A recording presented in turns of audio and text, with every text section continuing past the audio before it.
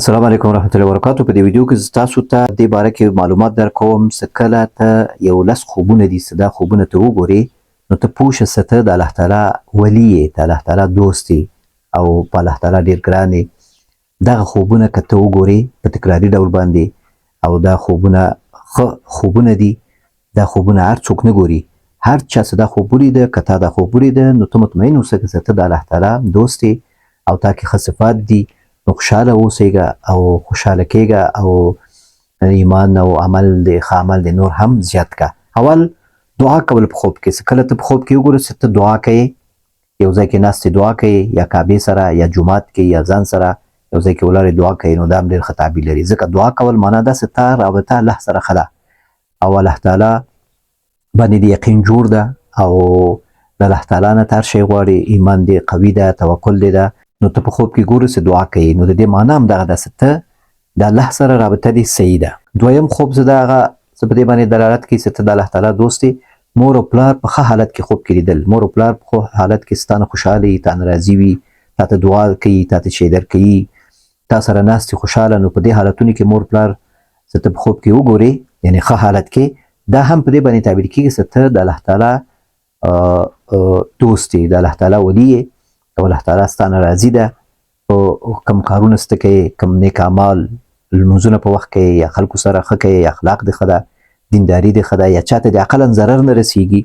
دریم کعبه په خپلو سترګو لیدل، په خوب کې چې کعبه وګورې، چې کعبې سره ولاړې او ښه صفا تاته ښکاري، دا هم په دې باندې تعبیر کېږي چې ستا ایمان قوي ده او ته د خپل مشرانو په اطاعت کې او د الله تعالی خاص بنده یې، د الله تعالی دوست یې.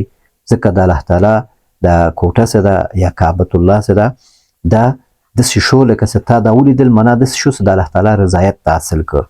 د مور پلار رضایت باندې هم تعبیر کېږي، کعبه په خوب کې کتل چې د مور پلار خدمت دې کوي او د هغوی رضایت دې حاصل کړی ده. څلورم قرآن کریم په خوب کې وګورې، قرآن کریم تلاوت کول، قرآن کریم یو ځای نه راخیستل، څوک تا ته قرآن کریم درکول، په خوب کې ته وګورې څوک تا ته قرآن کریم درکوي، دا خوبونه هم ښه خوبونه دي. ځکه دا قرآن کریم څه ده، دا کلام الله ده، د الله تعالی کلام ده. تاسو په خوب کې ولیدل دا صحیح تلاوت کوئ، بندېږي نه. بیا د قرآن کریم په خوب کې بیا دا مهم ده چې ته پکې بند نه سې، کوم شی دې یاد وي، کوم شی دې په خوب کې ویلي هماغه دې په ویښه کې په یاد وي، پکې بند سوی نه یې، اواز دې ښایسته وي، نو بیا دا ډېر ښه تعبیر لري. په دې باندې تعبیر کېږي چې ته د الله تعالی دوست یې، ته د الله تعالی ولي یې او الله تعالی تانه راضي ده، عملونه دې صحیح دي. پنځم چې ته په خوب کې وګورې چې اسمان کې آیتونه ښکاره کېږي، دا هغه کسان ګوري چې هغوی یقین وي په الله باندې، توکل وي، خو لږه کوي کله کله د غمونو د مصیبتونو مشکلاتو په وجه باندې لږ یقین ضعیفېږي، لږ توکل یې خرابېږي. نو هغوی د الله تعالی په خوب کې بیا د آیتونه لیکل او د الله تعالی نومونه په اسمان کې لیکل کېدل، آیتونه ښکاره کېدل، یا د انسان په لاس کې یا یو په یو شي کې د آیتونه ښکاره کېدل او د الله تعالی نومونه لیکل، بسم الله اله الا الله کلمه. دا شیان چې کله ته په خوب کې وګورې، د دې معنا دا ده ستا یقین جوړېږي په الله، ستا یقین جوړ ده په الله او تقوا حاصلېږي درته او ته د الله تعالی دوست یې، ته د الله تعالی ولي یې. او بل چې ته په خوب کې وګورې چې مرګ تا باندې راځي او ته ډارېږې نه، وارخطا نه یې، خوشحاله یې چې ته د الله تعالی سره ملاقات کړي، دا هم ښه تعبیر لري. په دې باندې تعبیر کېږي چې ته د الله تعالی دوست یې، د الله تعالی ولي یې. چې کله ته مرګ ځنکدن دا په خوب کې وګورې او ته خوشحاله یې، ډارېږې نه، وارخطا نه یې. اووم چې ته قیامت، د حشر میدان او علامات د قیامت دا په خوب کې وګورې او خلک منډې وهي، عذاب ده او ته ډارېږې نه، ته وارخطا نه یې، ته ذکر کوې یا ته کلمه وایې یا ته استغفار وایې، الله ته متوجه یې، ډار در سره نشته. نو په دې صورت کې هم دا خوب په دې تعبیر کېږي چې ته د الله تعالی دوست یې، ته د الله تعالی ولي یې، عملونه دې صحیح دي، نو نور هم خوشحاله سه.